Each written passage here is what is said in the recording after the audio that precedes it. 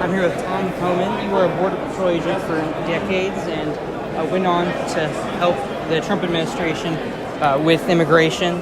And looking back from where you were during the Trump administration and where we are now, where do you think we went wrong? Where we went wrong is that the president we have now ended all the Trump policies that were effective. I worked very hard with President Trump to come up with policies such as Remain in Mexico, Title 42, building the wall, having agreements with the Central American countries called Safe Third Country Agreements. What that is people come to the border claiming asylum. And asylum, by definition, is that you're escaping fear and persecution from your home government because of your race, religion, political affiliation. So President Trump thought all about it. So if you're leaving Honduras because you think you want to claim asylum because you're afraid of your home government, and you get to Mexico, well, guess what? You escape that supposed fear. You ought to be claiming asylum in Mexico.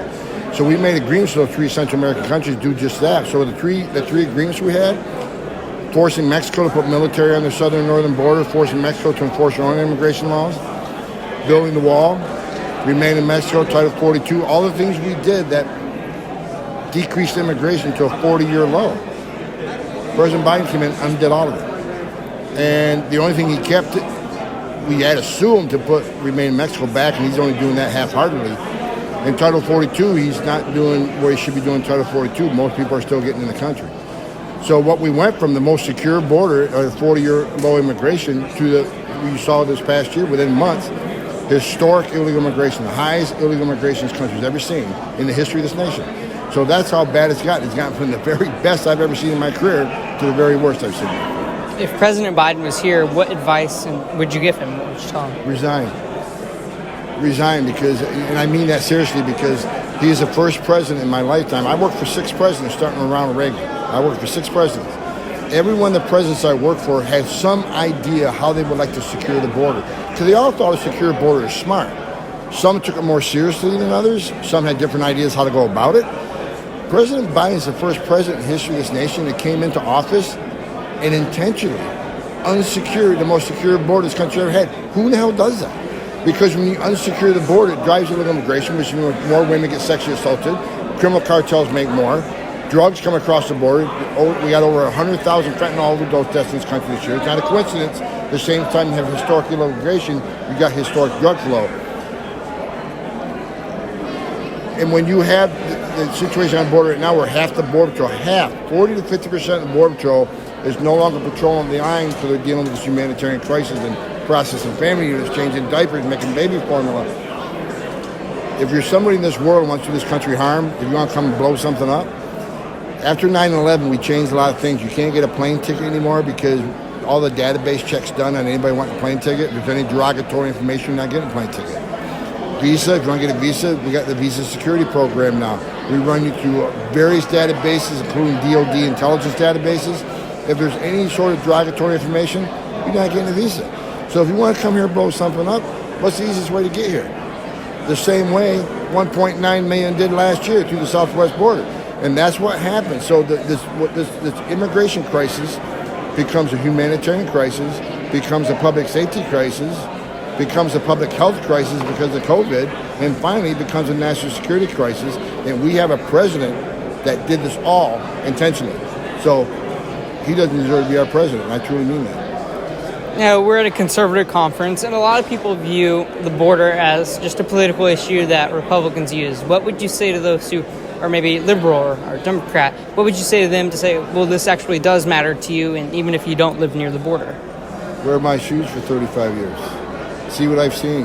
I was a border patrol agent. I wrote a book called Defend the Border, Save Lives. I tell a lot of stories. And I wrote that book because for that very reason. People think, well, it's just an immigrant. It's just people trying to come to the country and make a better life for themselves. People don't, and that is part of it. But there's a whole ugly underbelly of illegal immigration, cartels. I interviewed a 12-year-old little girl one time that was raped 22 times. She had 22 samples of DNA in her when we took her to the emergency room. I've held dying children. I've held dead children. I've held dead women. I sat in the back of a tractor trailer with 19 dead migrants.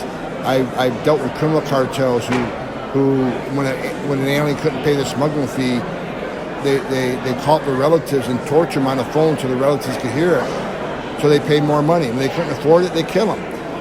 There's a whole underside. Illegal immigration is not a victimless crime. And I'll make even a simpler example. I just put a roof in my house 2 years ago.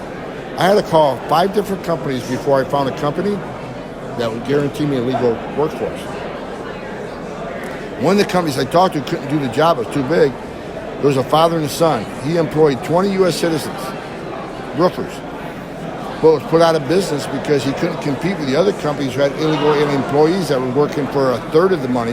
They're getting up on a roof for $5 an hour, where U.S. citizens getting $15 an hour, and he couldn't compete anymore against these companies hiring illegal aliens. So 20 U.S. citizens are out of a job. Meanwhile, illegal aliens that enter this country illegally, which is a crime, are working in the country illegally, and the person that hired them is profiting from it. Illegal immigration is not a victimless crime. If anybody really looked at that, they'd understand that there's no downside on a secure border. There's no downside on less people dying. There's no downside on cartels making less money. There's no downside on less drugs from this country that kill Americans. There's no downside in taking millions of dollars out of cartels' hands, same cartels that kill border patrol agents. There's no downside to secure border. If we need roofers, if we need that type of labor, then Congress needs to fix the immigration system, bring it in legally on some sort of temporary visa, so they don't have to pay a criminal cartel. They can go to a port of entry, enter illegally, finish their work, and leave. It's back when I started Border Patrol in '84, back in the early days, it's called the Becerra program. It worked. So there's ways they can fix this. Illegal immigration is not the answer. Well, thank you so much for your time. You got it, man. Thank you. Appreciate it.